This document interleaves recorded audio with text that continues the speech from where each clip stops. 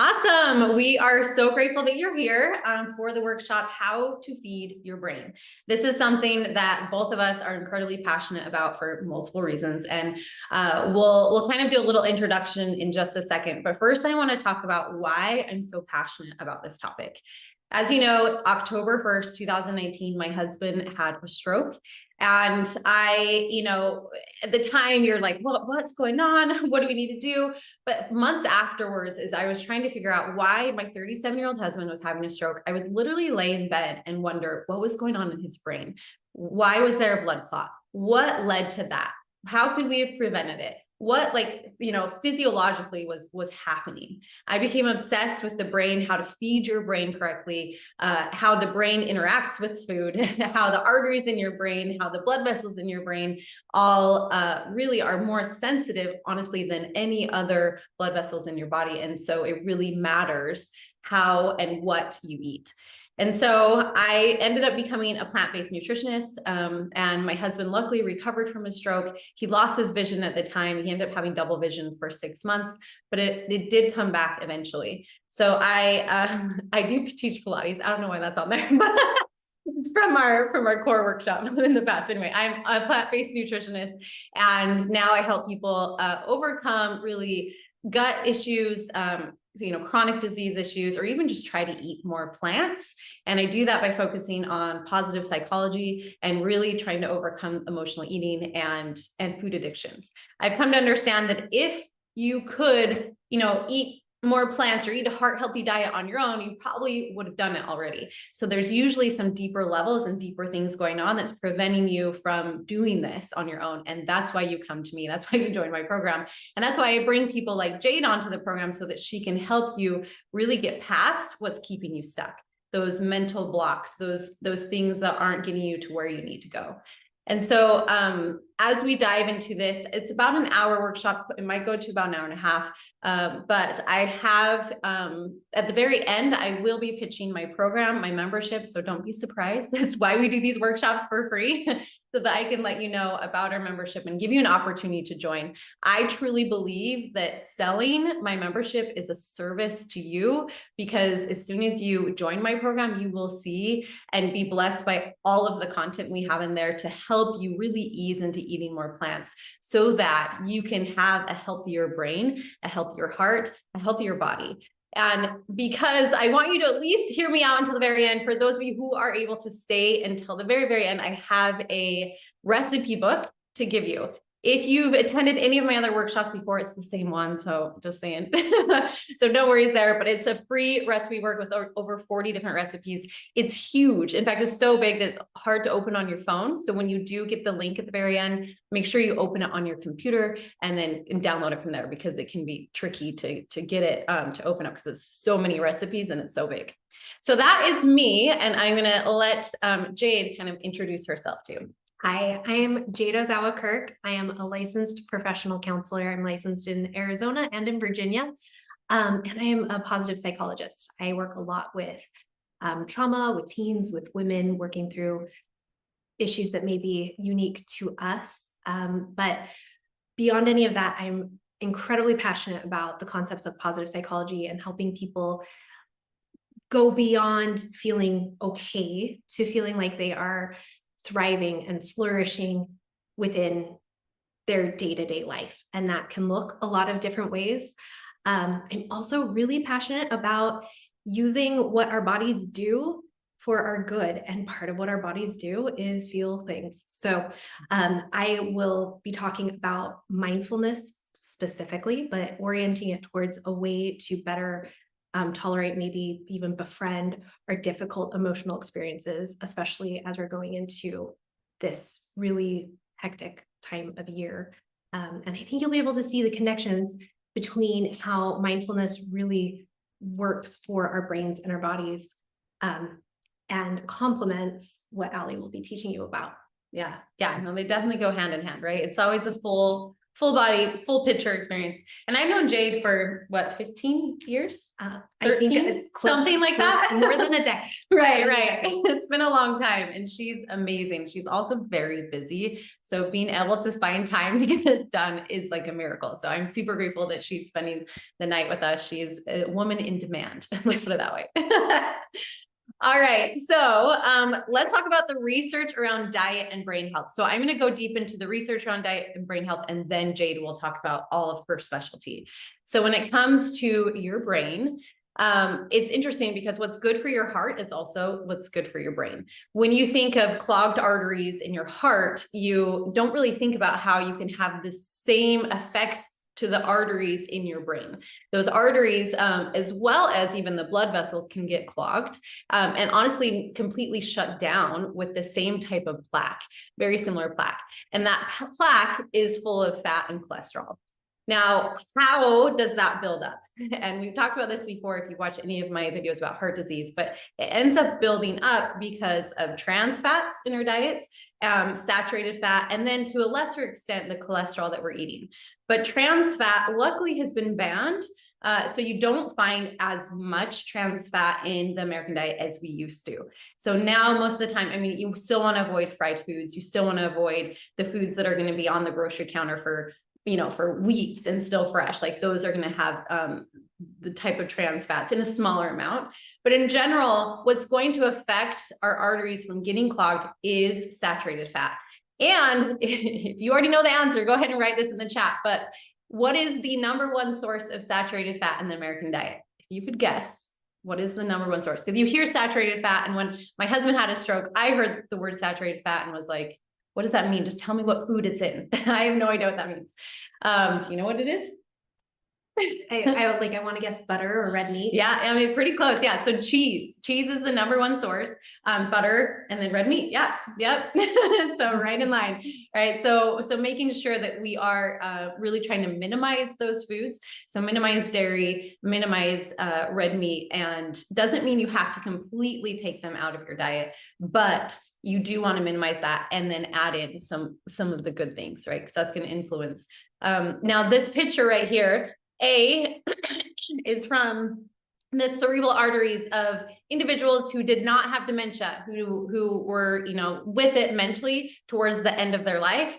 And then the B picture is from pictures of those who were more likely to have Alzheimer's or dementia, that they experienced more of a rapid cognitive decline in their life. So it makes sense. If you can't get blood flow to your brain's not going to work properly. So a lot of what we're talking about is how to eat in a way that's going to give your brain as much blood flow as possible without, the surge of sugar.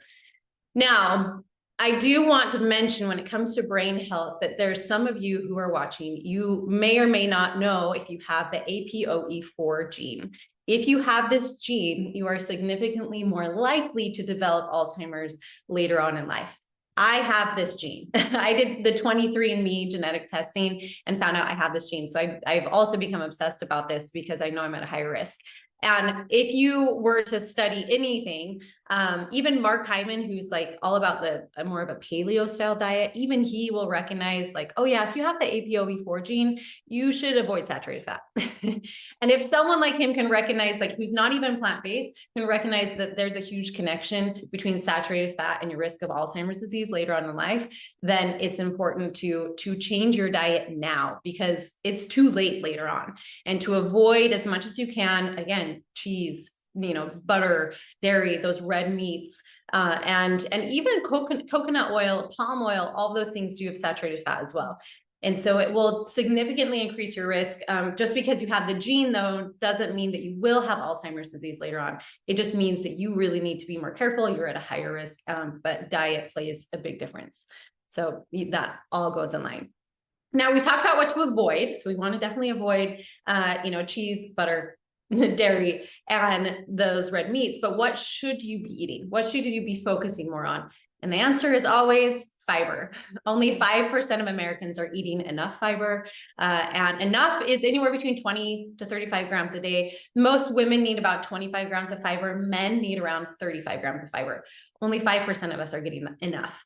I was literally standing in line at a food truck this last weekend, talking to some woman. We we're talking about what we do for work. And she was saying, oh, you're plant-based. Well, my mom was vegetarian and she developed a B12 deficiency. And I was like, well, that does kind of happen if you're not taking your vitamins.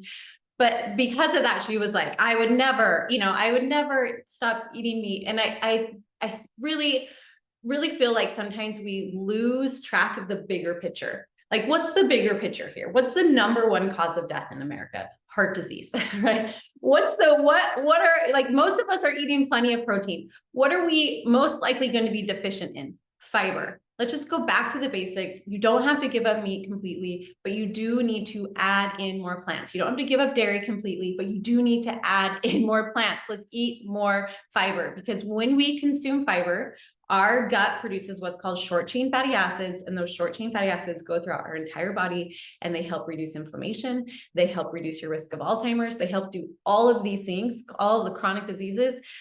These short chain fatty acids are acetate, butyrate, propionate, and we want them to be produced in our body, and we can only do that when we're eating plants. Now, there's the gut-brain connection is real. So what's good for your gut is going to be good for your brain. A lot of times we feel things in our gut. It's like, oh, I'm stressed. I feel it in my gut. And 90% of the serotonin that is produced in your body, in your gut, is produced in your gut. And so it's so important that we're feeding those gut microbes what they need, and they love fiber. They love it. And fiber only comes from plants. That's another thing too.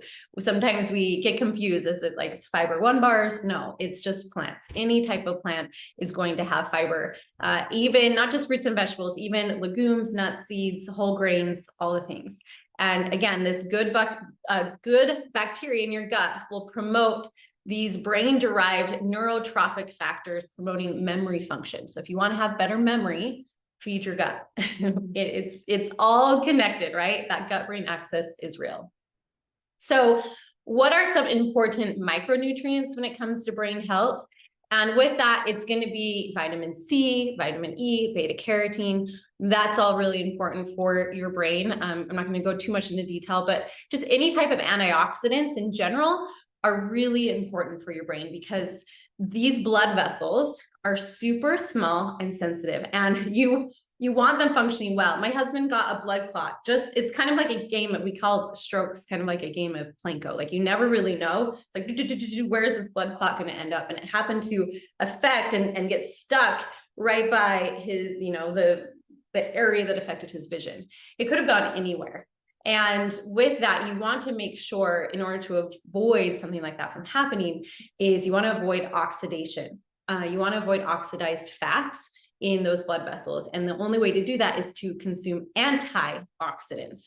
Antioxidants are only found in plants, and they can downplay the damage of oxidation because they donate an electron that helps neutralize them, right? Making the damage to our cells less likely to happen. So again, eating more antioxidants, which again are only found in plants. Now, vitamin D is also another one that's good for your brain. You'll know if someone's super tired or really not feeling great, they may be deficient in vitamin D. If you are struggling with just feeling more depressed, you want to make sure that you have enough vitamin D. Low-fat dairy is linked with reducing Alzheimer's disease, actually, because most likely of the vitamin D. That's where most standard Americans are getting their vitamin D. You can get it from other food sources. You can actually get them from mushrooms that have been exposed to UV light. So whenever you buy your mushrooms, I want you to open up the package and sit it on the shelf and let it soak up the sunlight. And then it's going to soak up vitamin D. And when you consume the mushrooms, you'll get the vitamin D as well. You'll also get it from fortified plant-based milks. This is why, in a way, it may be better for you to drink, fortified plant-based milks instead of making your own milk, or at least take a vitamin.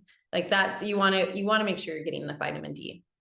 Vitamin K is another one too. And I love this study, and I always love to share this study, but Chicago Rush's University Medical Center, they did a study where they compared, people who ate a lot of leafy greens and people who didn't. And they found that those who consumed about 1.3 servings of leafy green vegetables every day had brains that were about 11 years younger compared to those who didn't, who consumed less. So when you eat leafy greens, what happens is it produces what's called nitric oxide in your gut, and it tells your arteries and your blood vessels to open up, open sesame. And when it opens up, there's going to be more blood flow flowing to your brain and to your body. Now, if there's anything you take away from any of this workshop when it comes to food, that is that when you eat food, 25% of all of the energy that you're consuming goes straight to your brain, 25%. So that's why if you're eating leafy greens, yes, it's going to help your heart. It's going to help so many other aspects of your body, but 25% is going to go to your brain. It's going to help, right? And that's why vitamin K has been associated with improving your brain health. Now, you may have heard of iron and copper intake, and that it can actually have a negative association.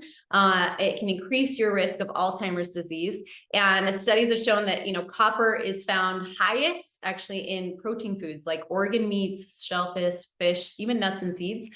But studies are showing that, there's not much of a concern when you're consuming foods like plant-based foods that have a little bit of copper, because the fiber is going to pull it out. But when you're consuming foods that are high in saturated fat, high in trans fat, then it becomes more of a risk. So again, it always goes back to the saturated fat and the trans fat. And again, that we want to prevent oxidation as well. Now, fats are not all created equal. As you know, fat is good and it's really good for your brain, but it's the right type of fat. So we want to make sure that you're eating those omega-3s. If you're going to choose between, calories and fat from cheese or calories and fat from walnuts, of course, we all know walnuts are going to be really good for your brain. In fact, side note is I love how walnuts are literally in the shape of a brain. Like that is nature's way of telling you, like, these are good for your brain. And you'll see that in lots of different plants, and they tend to be the shape of something. And it's kind of symbolic of how that something is good for that part of your body. And so walnuts are clearly really great for your brain, but any other polyunsaturated fat is also going to be helpful for brain health. And so remember, there's saturated and trans fats, there's polyunsaturated fats, there's monounsaturated fats. And it's not just about avoiding fat, it's about eating the right fats. Now, you may have heard people say that saturated fats are okay. And why do they say that? There are some studies that show that if you take out saturated fat from your diet, so if you take out cheese and meat, and you go on a low fat diet, but you replace it with like SnackWells and refined carbs, right? More bread. And when you replace like these whole foods, we're even going to call it like cheese and meat, we'll call that whole foods. When you're replacing that with refined foods, like processed foods, more chips, more whatever, you may be vegan, but you may be consuming a lot of these processed foods, you're actually worse off. So what is worse? Just cutting out the saturated fat or, eating refined products? And I'm going to go a little bit more into detail of that, but when you're eating these refined processed carbs, it creates what's called sugar surges in your brain, which puts you at a higher risk. It's actually going to hurt you even more. It will put you at a higher risk of cardiovascular disease, a higher risk of Alzheimer's. So it's not just about taking out, it's about putting in.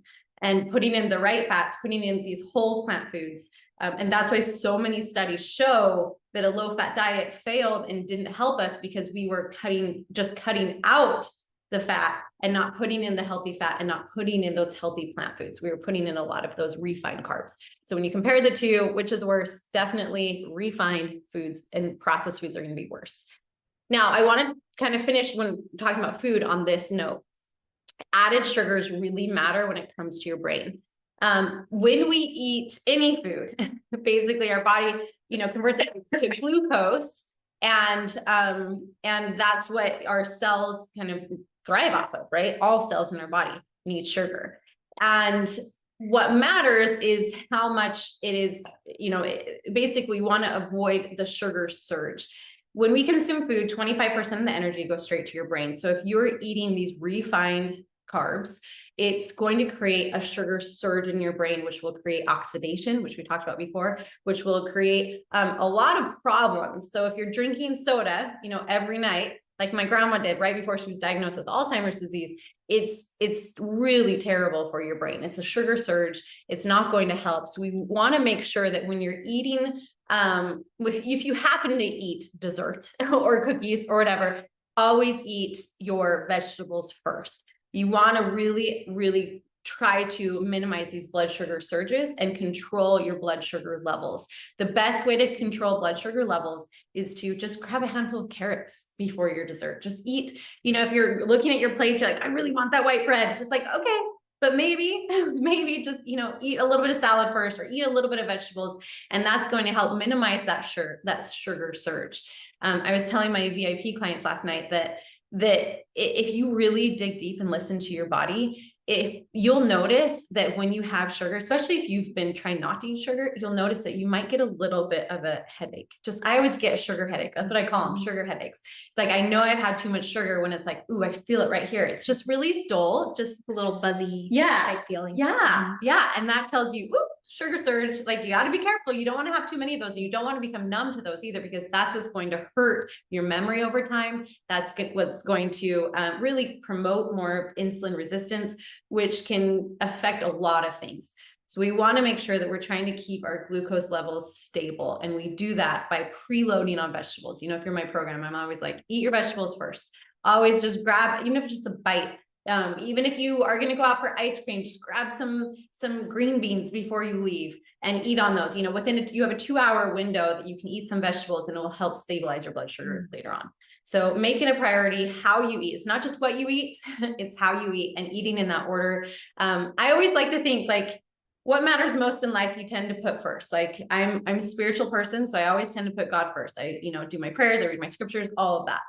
And it's the same thing when it comes to food. Like, what's most important? Plants. So maybe we put them first. Like, let's eat those first, and then everything else will kind of work out. Like, that's just how it works when we really prioritize what matters most.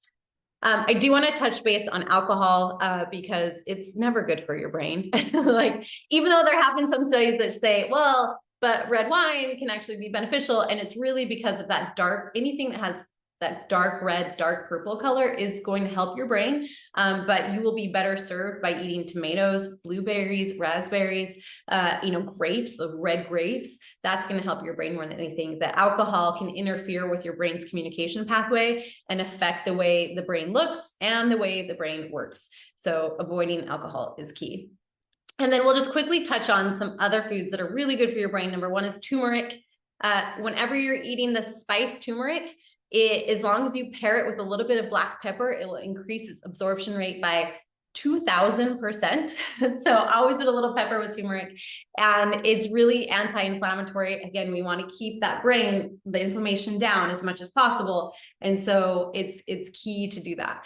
Berries are so good for your brain. If you're going to have a test, tell your kids this. If they are going to have a test in school, tell them to eat a whole bowl of blueberries right before, even just like a handful of them. That will improve their memory. It will literally help your brain work better. So eating blueberries is key to help your brain work the best possible. Tomatoes are great to help with blood flow. They're also really high in potassium and lycopene and so many other great things. Citrus fruits. Okay, so if you're someone who gets like numb fingers and toes when you're cold, eat more citrus fruits. They help your arteries and your blood vessels become more flexible. And so that blood can move more freely. And so blood will move more freely to the brain, but also to your fingers and toes. So eating lots of oranges in the winter and any of those citrus fruits.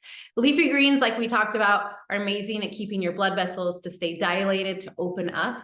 Soy foods are actually really good. It's the isoflavones and soy foods that we've talked about in the breast cancer workshop. They're also really good for your brain to help reduce cognitive decline.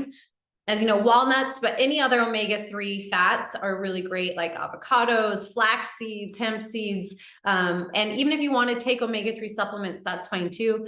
Making sure that you're prioritizing the right fats.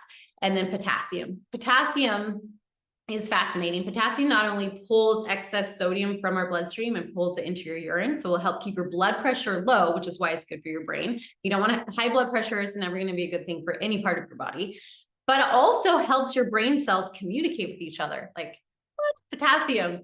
Potassium is found in potatoes and radishes and avocados and so many good things. And so that is the food part. And I want to go a little bit into some other pillars of health, but I have one quick story of a woman that I met with, a client, and she came to me and said, I have headaches all the time. I'm constantly getting headaches. We're like, okay. She's like, I think I might have celiac disease or something. Like, great. So she went and got tested. It was negative. She's like, I don't know what to do. Maybe I should get like the piercing in your ear that will help you like reduce, that's what my doctor said. She met with her doctor about the fact that she would get a headache every day. And so I'm like, okay, you can try that. But first, can you just write down what you're eating so I can look at it? She's like, yeah. I'm like, you never know. Maybe you're eating something that just happens like MSG or something, right? I was thinking that it would be something more difficult. And she even said, she's like, I've given up dairy because I know that maybe dairy could influence it. So she gave up dairy. So I'm thinking that she's eating a pretty decently healthy diet. Well, I looked at her food diary and was like, oh my gosh, this is why you're getting headaches every day. And honestly, it's simple changes. Like she had cereal for breakfast every morning, which is fine. But when it's like Fruity Pebbles or very high sugar cereal, it's again, that sugar surge. And then she had, for lunch, would have a chicken sandwich with French fries. Again, the French fries, right? The trans fat is going to create that inflammation in her brain. It's not going to be helpful. Then for dinner, she just had, there was literally like maybe one vegetable the whole day. And so we made a priority, like, okay, let's eat 5 fruits and vegetables a day. Let's make that your priority, number one. And it's amazing how something so simple that we've heard our entire life to eat 5 fruits and vegetables a day that we ignore and we don't make it a priority. And it literally can affect the way you feel, your act, your headaches, brain fog, and just by simply adding in more plants without even taking away anything else, she felt significantly better. And so I just can't deny the fact that, just add in as much as you can. Now, along with that, it's always good to exercise. Exercise is always going to be good for your brain because it's going to create more oxygen to your brain. Even just a brisk daily walk. So it doesn't matter how you exercise, just do it. Just a brisk daily walk can decrease your risk of Alzheimer's by up to 40%. That's huge. So making sure you're exercising. Sleep is also really big when it comes to mental health. Our brain, and especially for your risk of Alzheimer's disease, between the hours of 10 and I think it's 2 a.m. is the most important hours where it can clear things up. So trying to go to bed early, this is the one I struggle with the most. In fact, the irony is I have a course in my, like a class, this course in my membership in my course. Anyway, this class is in my course and I recorded this class at like 1 a.m. I'm like, this is so ironic. I'm like, I will admit, this is the thing I'm the worst at, is going to bed early. I am a night owl, but it is very good for your brain to go to bed early and get enough sleep. We need that REM sleep. And if you need to take a nap, take a nap. Like I would much rather have you take a nap than drink, caffeine, because that's just going to keep you on edge all day. So yeah, 10 to 2 a.m. is where humans get the most beneficial hormonal secretions and recovery. So trying to go to bed by that time is great. Now, you've heard of Sudoku and you think that doing these puzzles is really good for your brain. And while it can be, what is better for your brain is when it is multi-domain, right? So that you're not just learning something, you're not just reading a book, but that you're also joining a book club. So you're reading the book and then you're talking about it. It's like multi-domain and multifunctional. You're taking input in and then you're figuring it out in your brain and then you're putting it back out. Like me teaching you right now, what I studied, what I learned. This is so good for your brain to pull it in, bring it back out. Learning a new language, same thing. You're trying to learn it and then you have to speak it. Totally different. If you've ever learned a new language. You can know all about it, but when you speak it, it works totally different side of your brain. Writing in your journal is really good for your brain. And playing the piano is another really good one. Playing the piano, because again, you're watching it, inputting, multi-domain, multifunctional, and then having to play arts and crafts. Just any crafting is always really, really good. And any type of musical instrument. So making sure that you're making time to play. I think that's key too. Like you need time to play. And I know that Jay's going to talk more about that too, that we're not just always work, that we spend time for ourselves. And play will also help to manage stress. And this is where Jay's going to talk a little bit more about, but it can really shrink your brain. Literally can shrink your brain. So we want to make sure that we are controlling our stress levels, that we're learning what Jay's about to teach us about how to control stress, how to live with it. Because you can't always just like cut out stress. I can't cut my kids out of my life. Like I love them. They cause a lot of stress. right? So we want to make sure that we're learning these effective tools to help us manage our stress. So when it comes to food, in summary, we want to make sure that you're adding in as many plants as possible, that diet and lifestyle can reduce your risk of disease, of stroke, of Alzheimer's disease by 30%, that these lifestyle factors matter by up to actually 60%, sorry, and that we want to eat as many antioxidants as possible. I know everyone talks about protein, which is so important, I get it, but nature has made it pretty much impossible to be protein deficient as long as you're eating enough calories. It is pretty easy to be antioxidant deficient, to be fiber deficient. So let's focus on that. Let's focus on adding in the good. You don't have to be a perfect eater. You just need to shift your focus to eating more plants to provide the nutrients that you need to optimize your brain health and to minimize your risk of dementia. And you have to do it now, because once you have dementia and once you have Alzheimer's disease, it's really hard to reverse it. The best thing you can do is prevention, and the best thing you can do is eat more plants, really. So with that, now we get to learn how to manage our stress and everything else with Jade. Everything. We're going to learn everything. Okay. Thank you, Ali. I learned so much in what you just shared, and I'm grateful for that and kind of intimidated by it. I've got some changes I've got to make. Ali looked at me when she's talking about vitamin D deficiency because I was diagnosed with it pretty severely. I need to get going on that. We all probably, we're all vitamin D deficient. Okay, let's dig into mindfulness. I want to start with some statistics that were recently released by the APA, the American Psychological Association, that are specific to this time of year. We're talking about our brain health, but I imagine that many of us are also thinking through, okay, what holiday parties do I have coming up? Do I have the gifts that I need for the kids? What's it going to be like when I see that sister that I've avoided for a while? And just all of the joy and the maybe friction that comes with the holidays. So the APA recently found that almost 9 in 10 people say that something causes stress during this time of year. Something. It could be wondering about finances in meeting the wants and needs of your family, maybe about family relationships, maybe added to-dos, it may be end of year stuff with work, but there's something making us stressed this time of year. Close to half of people would say that that stress level is moderate, not mild, but a little bit more ramped up. Luckily not severe, but beyond what may be comfortable. And about 2 in 5 say that this is an increase in stress compared to other times of year.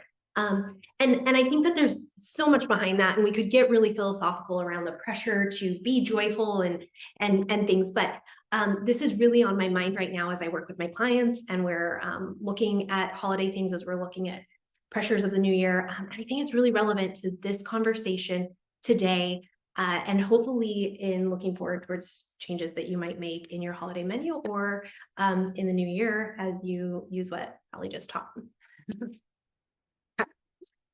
So, thank you. Do you mind if I just kind of tap you and you move things? I can do that. Perfect. So I want to first say a little bit about how we tend to handle stress and our difficult emotions. In my work as a therapist, difficult emotions, and I'm using that phrase really intentionally. In psychology, we tend to refer to our positive emotions, things that feel good and easy, and our negative emotions, there's sadness or anger, guilt, and those can be negative, right? Like you can easily look up the health effects of anger or downsides of sadness. You can probably brainstorm these things on your own. You've experienced them. But I think that that label in itself has a charge and a bit of shame that I like to kind of buck against. So I will use, and I invite you to use, if it feels right, the term difficult emotions, because those emotions are a part of our life. They can have good information in them, but they're hard to face. They're hard to get through. They're difficult to want to feel. So let's talk a little bit about how we handle those. Stress elicits a lot of difficult emotions. Holidays might. Life, being human, elicits difficult emotions. And most of us have learned or developed ways of getting away from or trying to stifle those difficult emotional experiences. Ali is like the paragon of health, so I'm not going to ask her how she handles her No, stress. Instagram. Right? Let me just go now. I got to know. Yeah. That is me as well. Like a hard emotion comes up, and I recently have started to like really notice. Like for me, it is stress or maybe a little bit of anxiety and worry. And I find myself really compulsively reaching for my phone, and then I don't feel for a little bit. And this tendency comes from a lot of places. A lot of us have received messaging that it's not okay to feel not good, that there's something wrong in our anger or in our sadness or in our worry, and that there's something wrong with us if we're experiencing that. For some, it might be a lack of character strength. It may be that we're weak if we're feeling those things, or maybe even like unrighteous in some way. But beyond that, those feelings are uncomfortable. And we have wiring that says, like, don't feel things that are uncomfortable. And I think we tend to question our ability to handle those things. This is going to be uncomfortable. This is going to be bad. If I let myself feel a little bit mad, then I might lose it and go too far with that anger and do something that I regret. Or if I let myself feel a little sad, then it's going to overtake me and I've got stuff to do. So instead, we get away from those difficult emotions, often with some form of coping that might not serve us long term. I think almost every person, I don't want to say, as a therapist, we don't say always or never, right? Like those extreme words. But I would say that every person that I have met has something that they go to help them cope. And I'm saying cope in quotes, because we do have things that do help us cope and help us get through, but we also have those things that help us not feel. Yeah. I know that I have had clients and peers, people in my life that say like, well, I'm too busy to think about it. I'm too busy to feel that. And I'm like, oh, so you're being a bit of a workaholic is helping you get away from that feeling.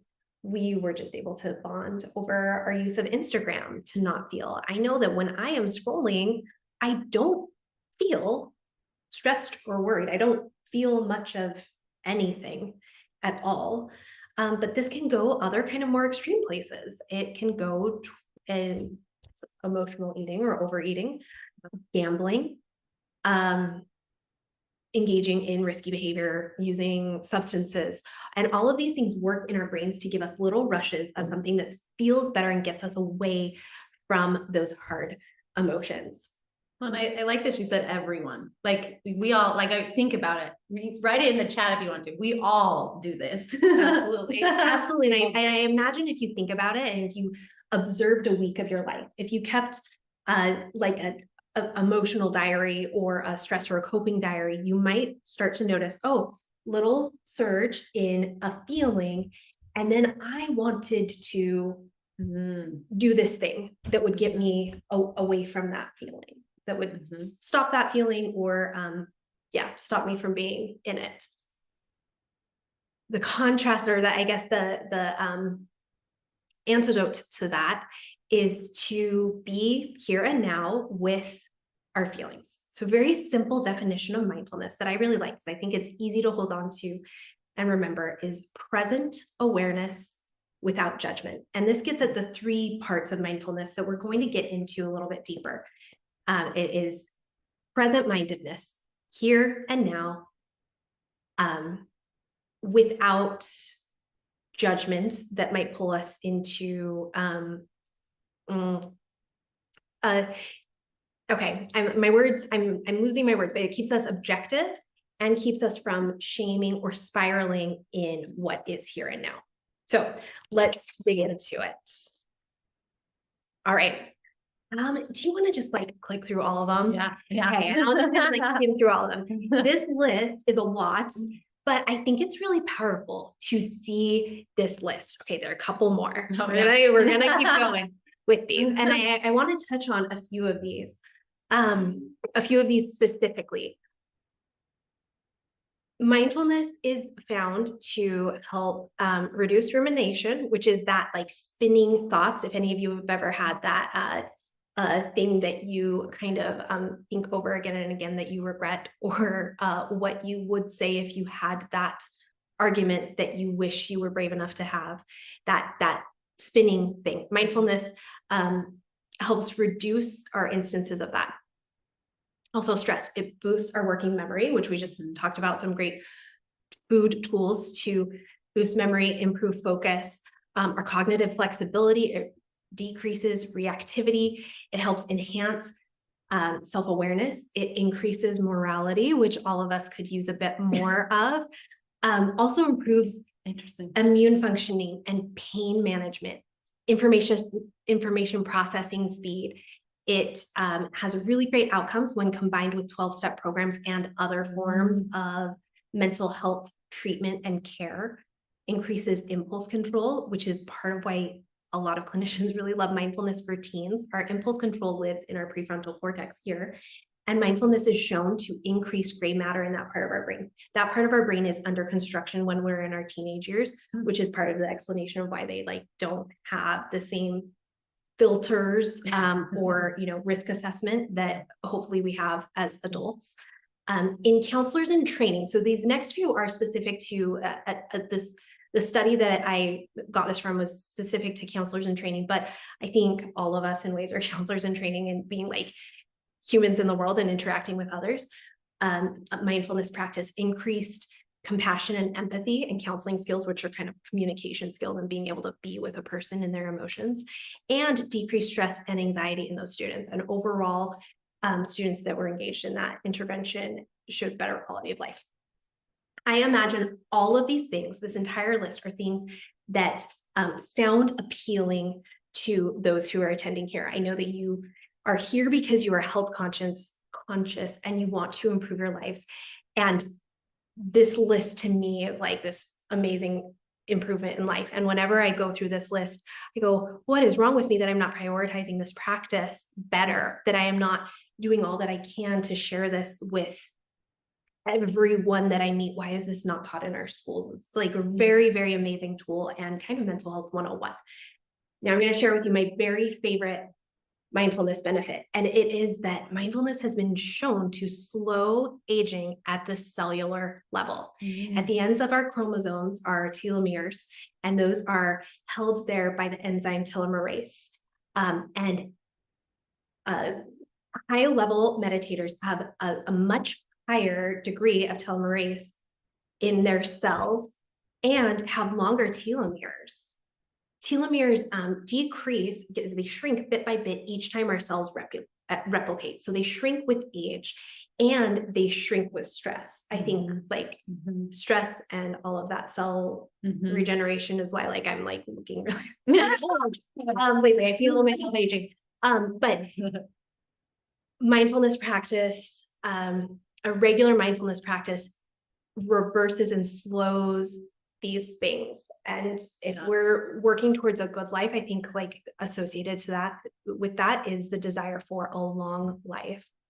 Also, I don't have the exact numbers, but studies have been done looking at Tibetan monks who spend a really large portion of their days meditating, and their brain scans show them to be significantly younger than average brains. So if that long list didn't motivate you, let your telomeres motivate you to really use these concepts. And if many of you guys have heard of Dr. Ornish's study on eating a plant-based diet can also increase those telomeres. Again, it's like the caps of your shoelace, right? They tend to unravel over time. So I love that we can eat a healthy diet and be more mindful. And it's like, woo, and that's not even getting into mindfulness in how we eat and intuitive eating and listening to our bodies. There's so much crossover. There's so many workshops for us to do in the future. Research has found that a wandering mind is an unhappy mind. And our minds are wandering about 47% of the time. A study was done where individuals were asked to wear a watch, kind of a smart watch, that just kind of randomly beeped. And they were meant to kind of mark what they were thinking about and what they were doing. And it found that almost half of the time, even when engaged in enjoyable activities, people were thinking about something else. And I know as a working mom, this is so relatable. When I'm working, I'm thinking about the balls that I might be dropping in my home. And when I'm with my children, I'm thinking about, I hope it's okay for me to be admitting this all out loud. It's kind of my confessional. I may be thinking about my work to-dos and what's not happening there. Now, what I think is really interesting in this study is this was true even when individuals were thinking about something enjoyable, when they were doing something enjoyable or thinking about something enjoyable, just that split-mindedness decreased their satisfaction levels at that time. And this does not mean like intentionally mind wandering. This is the multitasking mind wandering. So how do we cut that? How do we do less of that? Okay. I think I'm going to, okay, let's start here. Okay. I think many of us have been taught to have a mentality that we should be able to control our minds, and that can be a very futile effort. Why don't we actually, if it's okay, let's kind of test it out. We're going to spend a minute in mindfulness, and I want you to notice, I'm going to set a timer, and I want you to just try to observe what your brain does and how much control over your focus that you have. So choose something to focus on. Your breath may be something easy. If you feel a sensation in your body, that might be something easy to focus on. And let's see how that goes for you. Just like a quick, let's do 30 seconds, because I think we're a little bit short on time. So this will be quick. I mean, if it's short, then you should be able to do it, right? You should be able to control your mind for 30 seconds. I might have said 30 minutes. I meant 30 seconds. Okay, I'm going to start a timer, and you'll hear some chimes when the 30 seconds is over.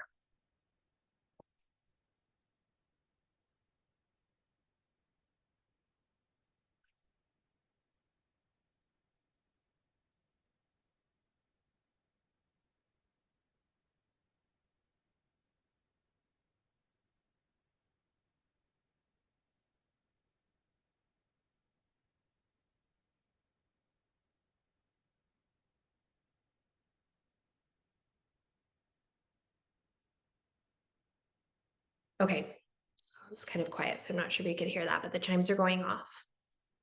I couldn't do it. I was thinking about what all you guys were doing. I was like, stop. Yeah. Like, I'm sure they're like cooking dinner and probably like, I'm like, stop thinking about what they're doing. Yeah. And that is your brain. Maybe that feels relatable. Maybe you experience similar. I know I was like, thinking like, okay, what's going to come next? Are my kids asleep? And just a lot of things. And then, try to redirect best I could, but that is our brains doing what our brains do. And we can't always control that our brains do what they do, but we can redirect and exercise a bit of control over these three things, over our focus, over our perspective, and our behavior. And I think that it's really easy. It's easier to sometimes define things by what they are not. So we're going to go through what these look like when we are being mindful and when we're being mindless. And I want you to try to be kind of reflective as I go through these and think about how you tend to function in the world and where your brain tends to go in these areas. Okay. So mindful focus is present. It is here and now. Mindless focus really tends to live on two ends of the spectrum: on the past, which is associated with feelings of regret and depression, and in the future, which is associated with feelings of anxiety and worry. And day to day or during the day, you might notice your brain kind of like going these places. A lot of people, I mean, just by, named that study, find that their brains their minds do not spend as much time as they would think on the here and now and the time that we have, focusing on this. Mindful perspective is objective. Mindless perspective is judgmental. Our brains do this naturally. They're constantly making assessments and evaluations, going, this is good, this is bad, I like this, I don't like this, this is okay with me, this is not. A mindful perspective pulls back a little bit and approaches things with a little bit more openness, a little bit more curiosity, a little more, there might be other possibilities here. I don't love this. Well, maybe I could with some adjustments. Or this person always is this way. "Hmm, maybe that's not exactly true. Maybe there's an exception there. It's a little bit slower, it's less reactive, which comes into the behavior piece. Mindful behavior is intentional, where mindless behavior is automatic, reactive, quick. Often things that we're not thrilled that we do after the fact. If you can think about driving home, mindless behavior just kind of gets on that path that you're used to taking and gets totally thrown off when there is a detour. Mindful behavior goes, I am going to turn now. I would like to turn here. I am going to choose the scenic pathway. There is a lot more choice involved in choosing to be mindful with going a mindful way. I'm using that word choice a little much. So think for a moment, where does your brain tend to live? Not with any shame. Our lives are really busy and jam-packed, and very often I think it feels like we need to live in a mindless place to survive and to go and go and go. And yet we know, or we find, that there is less joy, there is less peace, there is less living the way that most of us want to live in mindlessness. So let's exercise that mindful muscle. Let me give you a few tools. Let's make it actionable. Let's make it feel doable so that you can incorporate it as a way to be more who you want to be and to stop that cycle of getting away from the things that may be hard or stress that may build up. Yeah, I think next we've got steps towards that. All right. Okay. So these steps can build on one another or can be used kind of separately on their own. Actually, I'm debating. I have another kind of exercise rooted in perspective and a little practice. Let's do that first and then go into these steps. So I'm going to go a little bit longer. This time I'm going to go a minute and a half. I want you to start by thinking of a visualization that works for you. Every person is different. Different things resonate with different individuals, but I want you to come up with a visualization for your thoughts that works for you. Maybe you have a history of working in the theater, and so you can really visualize your mind as a stage and your thoughts as actors that are kind of shuffling around. Maybe you're really into watching Fox News or CNN, and you can visualize your thoughts as that ticker at the bottom with the headlines going through. You can picture that. Some of my clients really like visualizations that involve nature. Their thoughts as leaves floating down a river or clouds or balloons floating through the sky. But I want you to choose something that you can kind of use to imagine those thoughts that you experienced or maybe noticed in that 30 seconds of mindfulness that we did just moments ago. So you're gonna visualize your mind and your thoughts moving in that way. But what I want you to really practice here is that tenet of perspective and not judging or shaming or trying to get away from whatever the thoughts are that you notice. You're just gonna observe them passing by, walking past the stage, floating through. Another thought will come up, and you are an observer taking in what is going on for a minute and a half. Okay. Sound okay? That's a long minute. Should we do a minute or should we do a minute and a half? Okay, we're gonna do a minute. Okay, so let me get this. So we're not thinking of our thinking. Nope, you're observing it. You're just doing what you can to notice it. You're just letting it be. Letting it go. Yep. And trying to adopt that kind of open, neutral, non-judgmental perspective while also working that skill of observing and noticing. Okay. So multi-functional. Okay, here we go. 1 minute.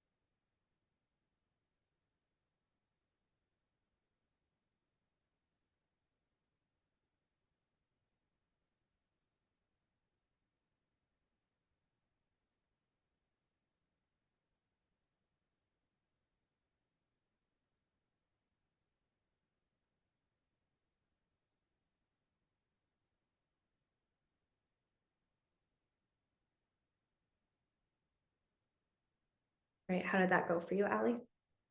Good. I try to like visualize something so that it kind of like just my like Helped you direct breathing. the piece? Yeah, to help direct. Cause it was like, I felt like I'm like, wait, I'm CNN. No, I'm Leaves. Yeah. No, I'm Yeah. like, I'm just gonna I'm like, visualize my breath. Yeah. Like pulling in, breathing out. Yeah. Yeah. Did you feel like you were able to be mindful for that minute, or did you notice that it maybe stretched you a little bit? I think I was definitely mindful. I think I have like this vision I always go back to, like when I try to be mindful and it's like the breath, it's like I'm pulling in power and I'm like sending it out. It's kind of like my visualization. And so that just, it's like, it's calming. It's super calming, which is interesting. Yeah. I noticed that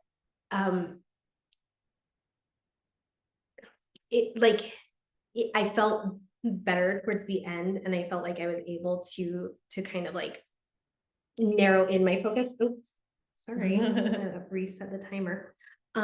Like narrow down my focus, but it at first it was harder, and then with time it kind of like almost like a funnel, like got a little bit easier, got closer. But it felt to me, the thought that I had during that minute was how representative of how my brain feels a lot of the time. Like the beginning of it was just like a lot of thoughts and me trying to just like, okay, just like kind of want to watch them, but now I'm thinking about watching them. And then like, also I have this, and then I'm thinking about the people that are here with us, and are they having a good time? And just, it ends up being a lot. And I would guess that maybe someone else had a similar process. Yeah. So it stretched me more than I thought it was. Okay. Well, thank you for sharing with us. Okay, let's make this actionable. I don't want to fly through things like too fast, but I know like we're getting to the end of our time, so I am gonna like kind of throw some things at you pretty quick. So my brain works linearly. I like steps, and I think mindfulness is a kind of ambiguous process that can be hard to make step by step, and maybe that's the point.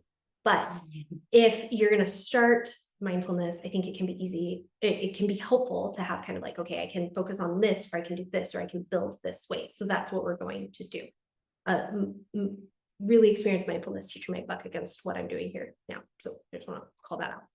So first, observe. Think of this as wordless noticing, just watching. Kind of did that. That was part of the task that we did this last minute. Part of what we did that first 30 seconds, just watching. Just watching. Yeah. I can't think of another way to say it. I'm just going to observe and notice. I'm going to imagine what's going on around me, like a TV show or a movie, and I am just here watching pieces of it and noticing it. Then you can, oh, sorry. I always tell myself, like, this is what it's like to live in 2023. Wow. Yeah. You know, like that's just kind of like, this and is I love that because it like adds curiosity and like a Mhm. judgment, and just kind of like almost like, Yeah. ooh, if I was an alien, like dropped right here. Or if you're watching a movie, interesting. like what it was like to live in 1963, Yeah. you know, it's totally Yeah. different. So it's That's what kind of it's like fun. to It's live like here. just this moment. This is what it's like Maybe I to should live have my plans. 2023. So with that, you can then go a little bit deeper and go, okay, what else can I notice? What else can I describe? How can I get wordful with this watching? How can I add information from my senses, which will be grounding and pull me to here and now? I'm going to start noticing colors here. I'm going to start noticing sounds here. I'm going to put words to what I am feeling here. I'm going to go a little bit deeper, but I'm still just watching and noticing with curiosity. Okay. I have some people do this with water, like when they feel too crazy, that they'll just be like, water, you know, like water, like just like I'm drinking water, water's cold, water's warm, you know, water. Yeah. What are all the things I can notice? Yeah, I'm washing my hands with water. You know, because there's water everywhere. You can shower, you can do like that. It's something you can always go back and connect with. It's like drinking water, just describing the water, you know. Yeah. Another great tool. Okay, next, participate fully. Get out of multitasking, learn from my example of being a mom that's thinking about work to just, I am going to be all in this moment.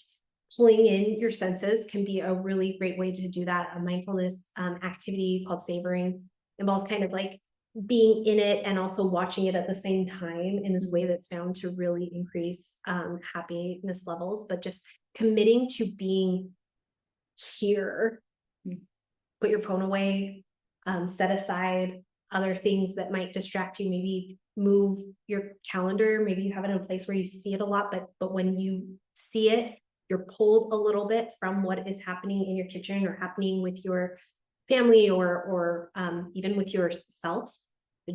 Be all in. And lastly, let go of judgment.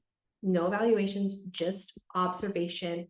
Ali presented some really great ideas that can help be curious instead of judgmental. So observe, go a little deeper with describing it, commit to being all in and participating fully without multitasking, and commit to letting go of the, oh, did I do that right? Was that okay? I didn't like this. What am I going to learn from this next? To just being. One of a fun game I like to play to do this sometimes is to pretend like I'm actually really 90 years old and I got to come back to this one day and relive it. And so it's like, what is it that my 90-year-old self wanted to relive? It was just a plain normal day. But so it's like to just kind of look at with like a freshness. Yeah, with freshness of like, wow, like, yeah, this is so great. But so I'm curious too, if that is mindful of like almost pretending like you're watching a movie of yourself in the moment. So something that came to mind as you were speaking is a mindfulness concept that's taught in mindfulness-based cognitive therapy and also in Buddhist practice. And I should have named that everything that I'm teaching, I come at it from a lens of mindfulness-based cognitive therapy, which comes from mindfulness-based stress reduction. But it's all rooted in ancient tradition. And I think it is important to call out, like, these ideas are now being researched from a Western lens, but are not new and have really strong Eastern roots that we should honor and give credit to. But a concept that that I would share more of if we were going like kind of like deeper and a little bit more clinical is the idea of beginner's mind. And it's that coming to something as if you're experiencing it the first time, and how everything becomes brighter and fresher and different. If you can imagine going to a country or a place that you have never ever been, you can imagine experiencing snow for the first time. There's maybe some judgment in that it's cold, but a lot of like, oh my gosh, like I just want to take this in, and what else can I notice? And I'm so curious about all of this, and like our senses ignite when we experience things that are new. Kids are really good at modeling beginner's mind for us. And I think that type of mental practice that you described, if I was 90 and then I'm like coming back and I get to rewind, what would feel fresh and new and exciting, and what would I be delighted in? Move my body. I can walk. I can run up my stairs. Beginner's mind in that, and also like a lot of joy in what we take for granted. I think like a lot of conscious awareness and gratitude, and just like a bunch of positive psychology concepts in what you just described. I think that's really beautiful. Just being normal. Yeah. And when you're not normal, I've worked with so many clients who aren't normal. So just the gift of being normal is like a gift, that we take for granted. Yeah. I'm gonna click through these so that you can see all of them. So those of you who may need to go can kind of take a screenshot of these 9 different ways to practice mindfulness every day. And then I'm gonna like briefly describe each of them. So first, just slowing down, taking 30 seconds to check in. I really like these questions because they're just a little bit of a way to guide a check-in with ourselves. What am I doing? What are my physical sensations? What am I thinking? And what are my senses noticing? Next, being with your breath. Observing our breath tends to slow our breath, which then helps give more oxygen to our brain, lowers our heart rate, does this like really nice feedback loop of like calming us, calming our bodies, which then calms our emotions, just through that power of observation. Observing your emotions, saying like, okay, well, what am I feeling right now? And what information is there that helps me know that? What am I thinking? What am I feeling in my body? What am I connecting that just happened? And so then I'm kind of like making assumptions about how I'm feeling about it. Not assumptions, quick assumptions, informed assumptions. Noticing your thoughts, using that power of like letting your thoughts just be thoughts, recognizing them as mental events and observing them mindfully. I am big on cutting shame, if you can't tell, and being non-judgmental is one of my favorite parts of mindfulness, and one of my and many of my clients' hardest parts of mindfulness, because we really tend to jump to putting meaning towards what our thoughts are, telling ourselves that we shouldn't, or we should think that I should think this more, I shouldn't think this, which both carry a degree of shame within them. But stepping back and saying, okay, I'm just going to spend a few minutes noticing and observing my thoughts. And if there are thoughts that keep coming up, then maybe I can note those and look at them closer with curiosity and mindfulness and lack of judgment. Next, body scan. This is really big in mindfulness-based stress reduction, and we can do like a really, really quick version of it. Body scan is just scanning your body for sensation, not trying to change any of the sensation, but just noticing. So you could do this on your own by imagining your attention as a spotlight and starting at the top of your head or the bottom of your feet, and just shining that spotlight bit by bit from the top of your head, down your forehead, past your eyes, passing your nose and your mouth, noticing what's happening in your neck, maybe in your shoulders or your chest, continuing downward towards your core where your heart sits, down towards your stomach, and then letting that spotlight move past your pelvis and your hips, noticing if there is any sensation or tightness on your thighs, maybe your calves, and noticing what's happening with your feet, bottom of your feet. It was a very, very quick body scan. You can easily find slower, faster, or slower, longer body scans. 45-minute body scans are recommended with mindfulness-based stress reduction. But many people find it very, very relaxing, may help them fall asleep, or just may help them break up some place that they have been tense, that they can just sit with that sensation, and then sitting with it kind of like eases off a little bit. Next, 5, 4, 3, 2, 1 senses. This is naming 5 things that you can see, 4 things that you can hear, 3 things that you can feel. So if you give yourself space to notice it, you can start to notice the feeling of your clothes on your body, or the feeling of your body against whatever you're sitting or laying upon. Noticing 2 things that you smell, even if that's a bit of a stretch, even if you're like really reaching to smell your deodorant or your own deo. And then noticing 1 thing you taste, even if it's just kind of like a staleness in your taste. Another kind of alternative to this, to focus in on 1 sense, is to have a color, a chosen color, could be your favorite color, and spending 30 seconds to notice all of the things that you can see that are that color.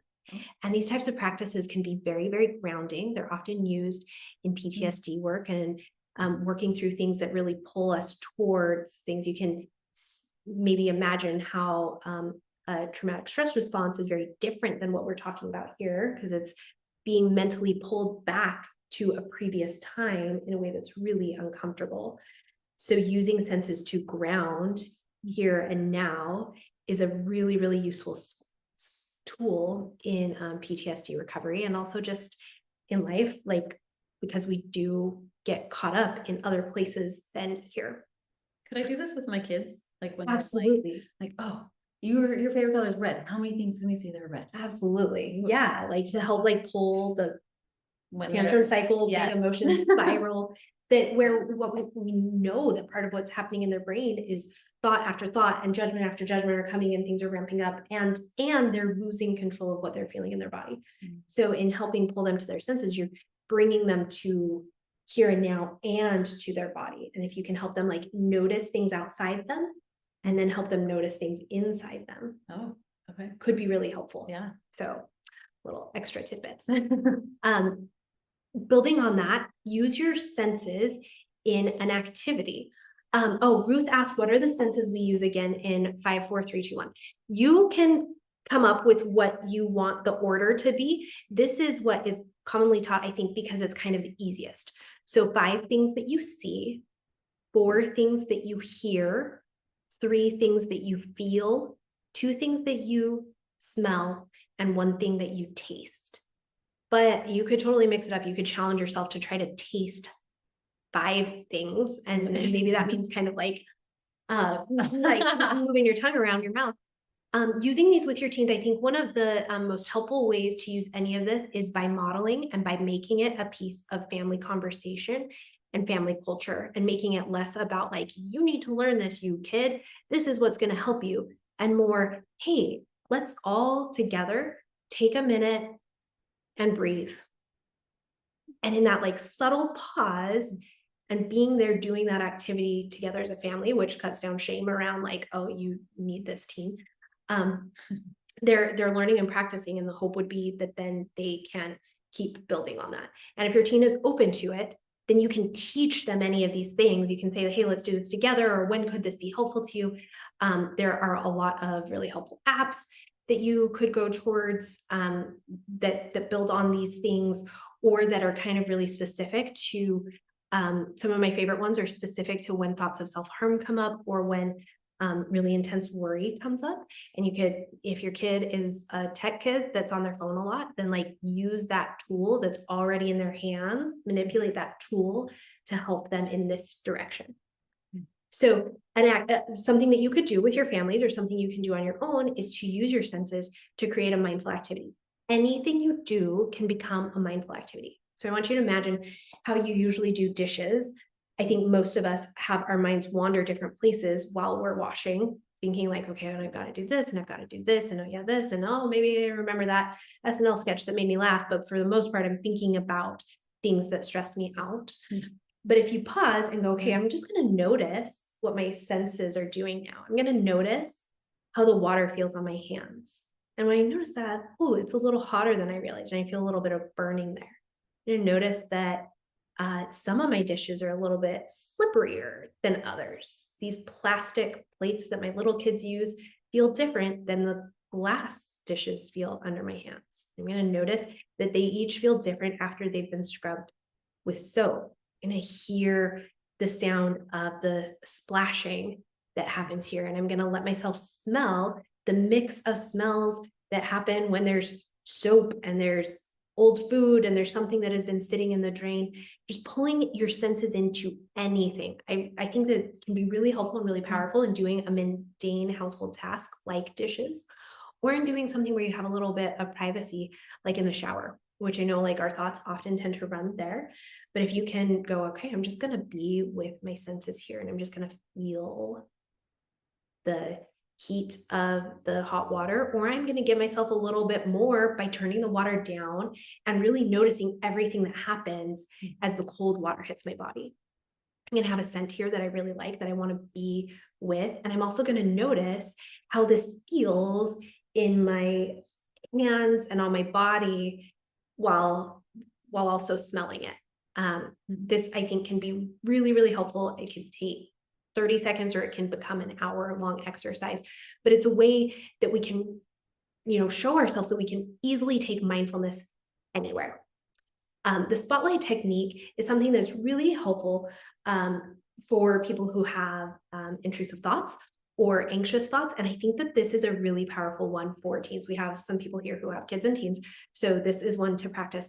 This gets at that idea that we can't necessarily control our brains, but we can control our focus.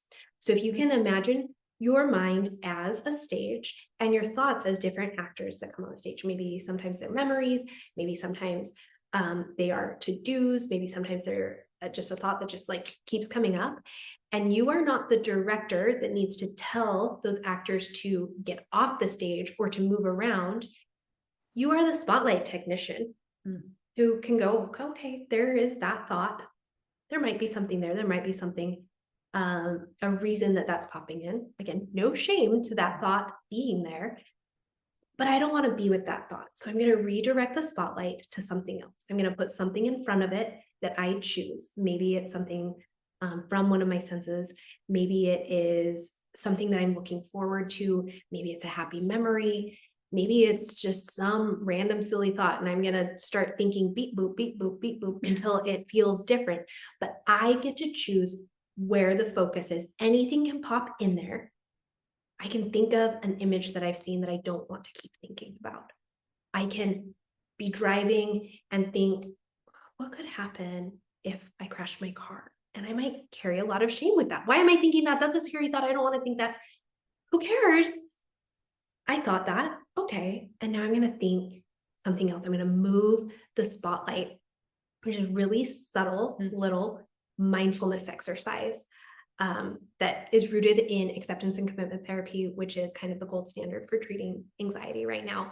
But I think it's helpful for anyone because every person has thoughts. Lastly, mindfulness meditation, which is what we really tend to think about. I think many people think about when they hear mindfulness. They think about like setting aside a bunch of time to meditate and to be doing just that for 20 minutes, 30 minutes, an hour. And that can be really powerful. I know I like mindfulness practices that give my brain something to hold on to, which is where like directing towards senses can be really helpful. There are so many apps, many of them have free versions. I'm a little bit wary of finding meditations to follow, guided meditations to follow on YouTube, because you kind of just like don't know what could be hidden in there. But there are also a lot of really great open source resources that university counseling centers put up. UCLA has a lot. I think Brigham Young University, University of Utah have many. And there are also a lot of cool websites like Happier or Mindful or the Greater Good Science Center, which is Berkeley's positive psychology center. But setting aside time to meditate in a way that like helps guide your brain, and really everything that we talked about, all of these mindful activities are a type of meditation, but a guided meditation could be something that could be really helpful if you can find the time for it, even starting with 5 minutes. And a lot of different resources have kind of focused towards what you may need or what you might want, ways to make it kind of multisensory. My favorite app is Balance, and usually they have a year free. But like I said, there are a lot of things that are available on Spotify, online. But also you don't need that because your brain is there, your senses are there. And mindfulness is just slowing down, being here and now, shaking off some of that judgment that your brain automatically goes to. And in that process, I strongly believe that you can become the person that you would like to be, that person that's in you that maybe just needs a little bit more chance to be working, and can feel greater peace and greater ability to be with the hard feelings or to get through the hard feelings. So I think that is the bulk of what I've got for mindfulness. I know it was like a lot all at once, but hopefully feels doable, actionable, and hopefully I did enough to convince you to use some of that. Yes, and I love it. I love that she described a lot of things we even talk about in our emotional eating course as well. One of the things I always like to use is describe to an alien, pretend like you were talking to an alien and you have to describe like what you're doing or your emotions or what you're feeling, you know, and it makes you kind of step back. It's almost like describing how salt tastes, you know, it just makes you stop and be like, well, how does it? What does it, you know, just describe kind of and think about exactly what you're doing right now in the here now. I love that spotlight technique. Like that's so good. Cause I've had those thoughts when I'm driving in the car, like, what if I just crash my car? And it's like, oh, why would I think that? You know? But yeah, I like the idea of like, we're not to carry no shame or judgment around your primary thought, but you can control your secondary thought. The way I phrase it is you can control what comes down next, or you can control your focus. Just put something else in front of that spotlight, move it. And some days it may feel like you just keep getting pulled towards something. Maybe you have a stressful thing coming up and it just like, oh, it keeps taking that, but that is not where I want to be. That's something important to me. There's a reason that that's there, or it's just my brain doing what brains do. Right. And I'm going to choose what comes next. And I can think about something that may serve me more, or I can think about just anything but that. And that's where my control is, not in who comes on the stage. I like that. Sorry, jumped in. No, I love that. I love that. I think that's so good. So helpful. Even just hearing Jade talk, she's so peaceful. I just feel like my stress is gone. just being here. But yeah, no, it's amazing. And Jade and I actually, we talked earlier, we're like, this is not enough time. We like want to do more. And so for anyone who ends up joining our membership, we do have, we're going to meet together and actually do another session where we can go a little bit deeper. And now I want to talk about my membership, and I have a special offer for you right now. And if you stay until the end, I know we've been together for a long time. If you stay until the very end, I do have a gift for you. So to kind of bribe you. But I just have a question. I know we talked about a lot of things. And for those of you who are already in my program, you're welcome to hop off. But for the rest of you, I want you to just imagine that, this was only the tip of the iceberg. Like there's so many other things. Wonderful. There's more to come. Ruth is in the program. She knows. She's like, yes. There's so many other things that I want to express and share with you and how you can really go a little bit deeper. And so with that, a lot of us want to practice mindfulness. A lot of us want to eat more plants. We just learned all of these things, but if it was easy, then you would have already done it. If it was easy, you would already be there. You wouldn't even need to be here and now. A lot of us try to change. Change is hard, and getting people to change out of their habits is hard. We're all humans. The only thing that separates us from each other is our habits, and habits are really difficult to change. And so we might be like, okay, I just learned this workshop. I'm going to practice it. I'm going to eat more plants. I'm going to practice more mindfulness. And then dun, dun, dun, dun, you're going to go into the valley of despair and realize this is a lot harder than I thought. And you'll forget, and you'll go back into your old habits. And so with that, it's important to have someone to help you through the valley of despair, to pull you up. It's really difficult to get out of it alone. Most of us just tend to reverse because it's easier to just go, oh, I'll just try something else.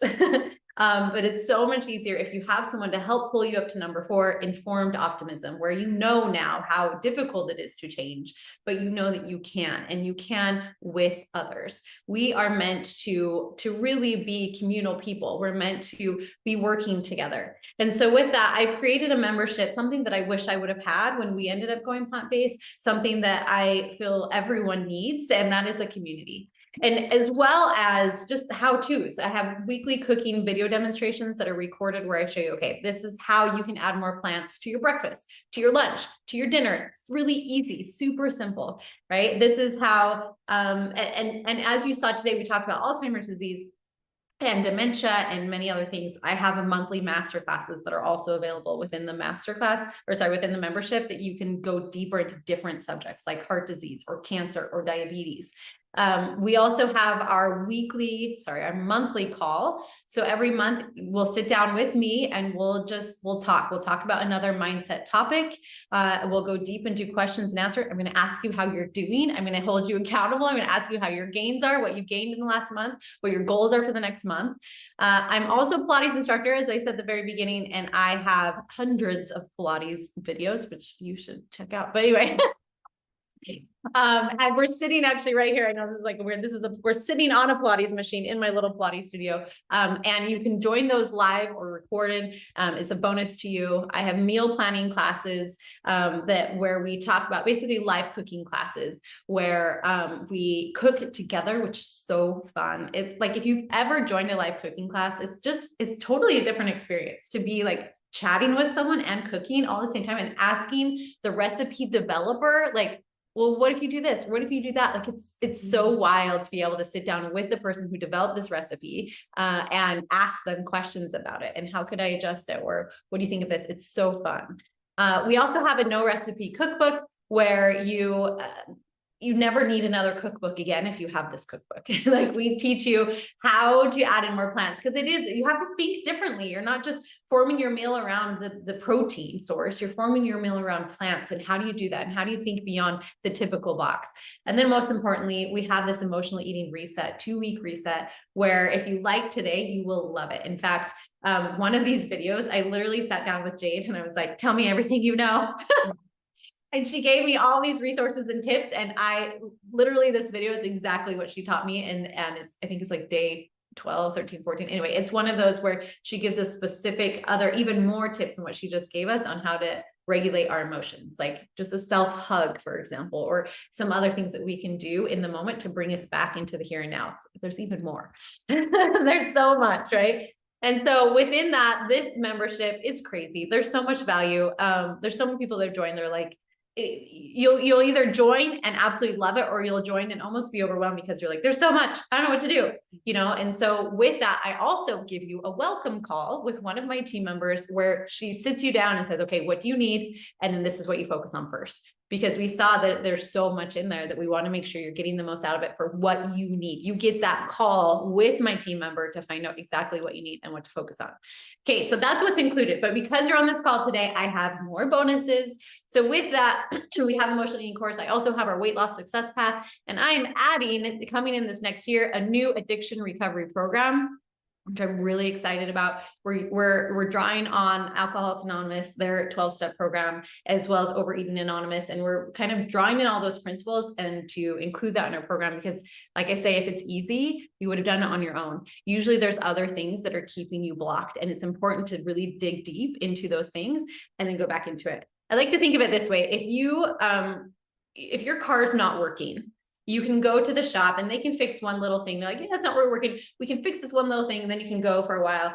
But what basically, when you come to my program, we pull apart the car and we put it back together the right way. We spend some time so that you can drive longer, so that you can, not have to go back to the shop. Like, there's something else. There's something else. It's like, no, let's get through all of it. Let's go deep, right? As you can see today, this is the perfect example of how deep we go to help you get to the right spot.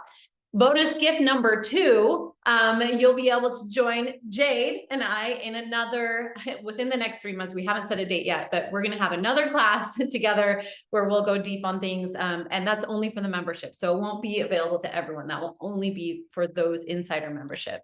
And the bonus gift number 3, I am a Pilates instructor. I met with another one of our friends, Erin, actually, and we did a pelvic floor. She's a pelvic floor physical therapist. And within there, we have a really good session on pelvic floor dysfunction and how to basically strengthen your pelvic floor, how to strengthen diastasis, all these amazing things. Most women could use this. Let's be honest. Every woman should watch that workshop, because whether or not you have any issues, there's something you will learn. She is amazing. And so all of this is easily valued. I mean, I have purchased programs for $2,000 and not gotten as much value as my membership is. I totally have. Like, I have spent things on coaching and other things where, they promise the world. And if it was 2,000, it's not. But if it was, and all it did was at least, decrease traumatic health events in the future, because you've learned to regulate not only your emotions, but also to eat less saturated fat. I mean, if this prevented you from getting Alzheimer's disease, would it be worth it? Like, we suffered with Alzheimer's disease with my grandma, and I would have given anything, like, to change her diet, to have done the thing now that would have prevented that from happening, because it was so ugly. So if that, would it all be worth it? Now, of course, it's not going to be that much. I'm offering a special 12-week promotion, because I found that when I offer, like, yes, you can join my membership for 1 month, people they come for a month and they leave. I want you to be committed, and I want you to actually see change. I want you to commit to 3 months. Give me 12 weeks and I will prove that this is worth your time, your energy, your effort, and that you will be eating more plants in a comfortable way. And you will see a difference within 3 months. Give me 3 months. And if you commit to 12 weeks, I will give you 1 month free, so that it's only $74. And with this offer, I'm going to put the link in the chat in just a second. If you want to stay longer, which I would love for you to stay longer too, because the community is so awesome. If you do, it's only $37 a month. But if you were to buy this online, it's $47 a month. So you're getting a very special offer. If you were to cancel and then rejoin, you wouldn't be able to rejoin at the $37 a month. You would have to pay $47 a month. So it is an incredible offer. For only $74, 3 months, and let's get you to a good spot. Remember, this isn't a cost. This is an investment. This is going to prevent you from having dementia, from Alzheimer's, from all of these things in the future. And if you think about it, I can actually save you this much money in the next 3 months, for sure, $74, even more than that, because vegetarians spend on average $750 less on groceries. Meat is so expensive. Cheese is so expensive. And when you're buying less of that, you will save so much money. So it isn't a cost. You're actually just shifting your spending to less animal products and then more education to help you so that you know exactly what to do. plus less doctor's appointments in the future, plus more energy so that you end up being more productive because you don't have those migraines. You're not having the brain fog. You're treating your body right. You're becoming more aware of the moment. You're not as stressed, right? And so I will go through some of these clients, but I love this from Jess. She said, Plant-Wise saved me. She was dealing with colon cancer. She's now cancer-free. And it's a really easy approach. I do not make you go vegan. I'm all about the 90-10 approach. You know, if you need to do this in a way that's comfortable for your lifestyle. And then with that, I also love Joelle, who, you know, had eczema and was really strong with that. And it was amazing how fast her skin cleared up when she finally fed her body what she needed. And she realized that it wasn't as hard as she thought. It was like, oh, it's actually not that bad. She could eat a ton of different foods, right? From all these different ethnicities. And then also Erin, who she has a lot of health struggles, and she realized that Plant-Wise was the key, not necessarily overcoming everything, but giving her the tools that she needed when she had those struggles, right? It's not like your life's going to be perfect forever, but you will now have tools and you will now understand so much more about your body and how to feed your body right, as well as how to, you know, help regulate those emotions. And again, acne, depression, migraines, I could go on and on and on and on. It's not just about taking out the bad foods. It's about putting in the good foods, and not food. No food is good or bad, but you get the picture. So just as a review, this is everything you're getting. You're getting our membership, our recorded cooking classes, our live cooking classes, our monthly master classes, our coaching call with me, our book club. Did I even mention the book club? Oh yeah, we have a book club and it's awesome. It's so fun. And as you learn, it's really good to read a book and then to talk about the book, because that's super good for your brain. It's multi-domain and multifactorial, and it will benefit you in so many ways. We have our small group accountability pods. I didn't even talk about that. There's an accountability factor where every single night we tell you to write down your 3 gains of the day and your 3 goals of the next day, because it's all based in that positive psychology where you're noticing your gains, your wins. What is it that you did well? Because you either win or you learn, right? So even if you didn't do anything well, you learned something, and you talk about those gains.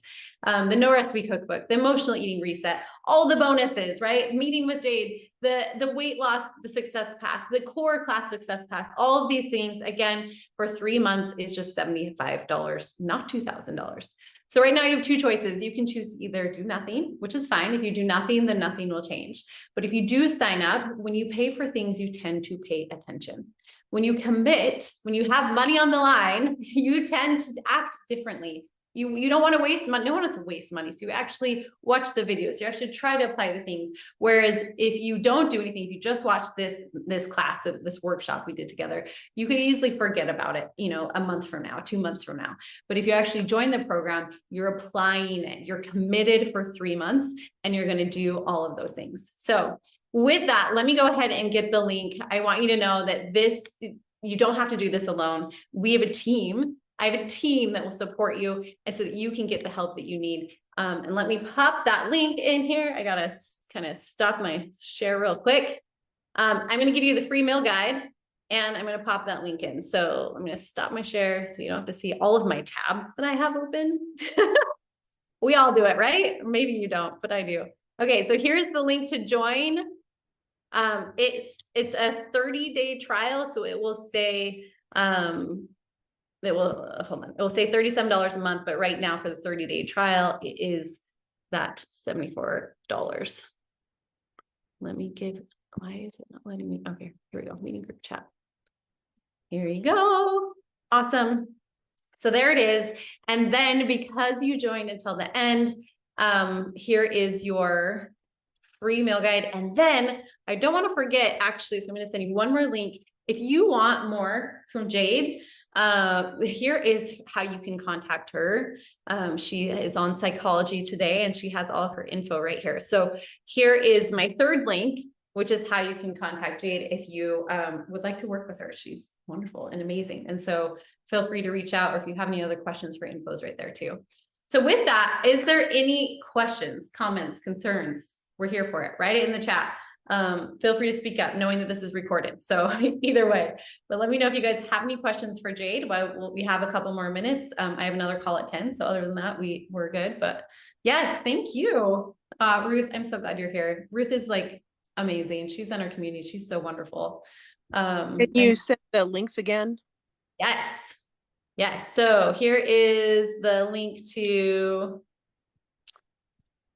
here's the link to join for the 3 months.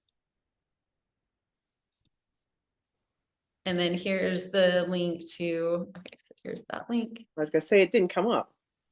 Oh, weird. Okay, there you go. Meeting group chat. Yeah. So did you get that? Yes, I took a photo. Oh, good. Okay. And I will also send out the recording, and below the recording will be everything too. Lovely, thank you. Yeah. And then here is the free meal guide. And then last but not least, here is Jade's info. Cool. Anything else, guys? Cool. If there's no other questions, then we'll go ahead and finish that recording so that people don't have to watch forever. But thank you. I'm going to stop that recording.